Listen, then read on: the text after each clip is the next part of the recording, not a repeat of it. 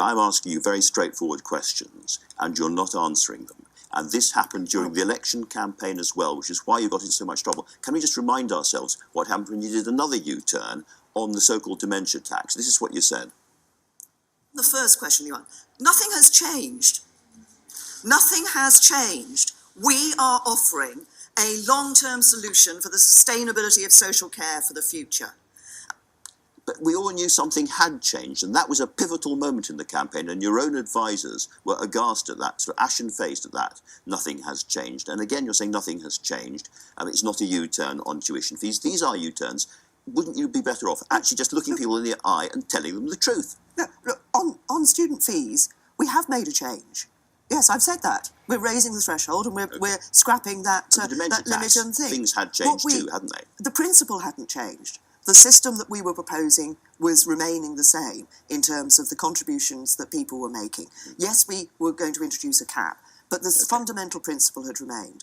But the point is, Andrew, sometimes you ask me hypothetical questions, and I won't answer hypothetical questions. Let me ask you a very non-hypothetical question, an absolutely clear non-hypothetical question. You've apologised for aspects of the general election campaign, but you did not have to call that election. Do you now think it was a mistake to call that election itself?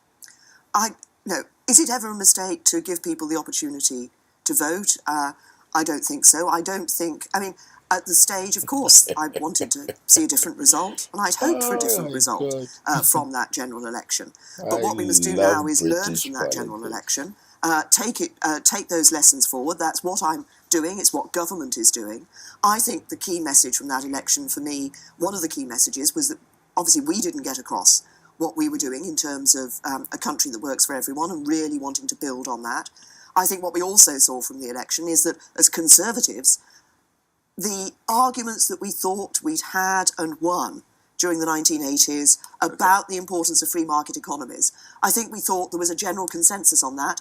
And we now see that there wasn't, and we now need to make those arguments again. As a result of those mistakes, you arrive here with diminished authority. Your cabinet are fighting like rats in a sack. They're briefing their papers. There's one minister quoted today saying either Theresa May sacks Boris Johnson for the way he's been behaving, or she's out herself.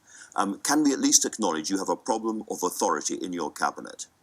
What I have is a cabinet that are united united in the mission of this government, Andrew, and that's what you will see this week. A nest of singing birds. United in a mission to build a country that works for everyone, and agreed on the approach that we take in Florence. That's what, I had a cabinet meeting before my Florence speech.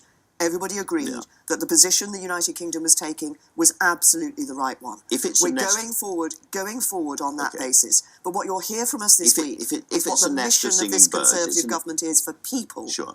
But if it's a nest of singing birds, it's a nest with at least one enormous cuckoo and several vultures sitting in it as well. This is a cabinet that is not agreeing on very fundamental questions about Brexit. We have seen Boris Johnson publicly demanding more red lines, saying publicly the Prime Minister must now do this, this, this, and by the way, on public sector pay, she must do this. How can you tolerate somebody behaving like that in your cabinet? Boris is absolutely behind the Florence speech and the line that we have taken. But what's he got in his hand? And you've seen what Boris is saying is the importance of the approach that we've taken in the Florence speech. That has moved the discussion on. It has created a momentum in the European negotiations. We've got to finish very quickly. Is he unsackable? Denial.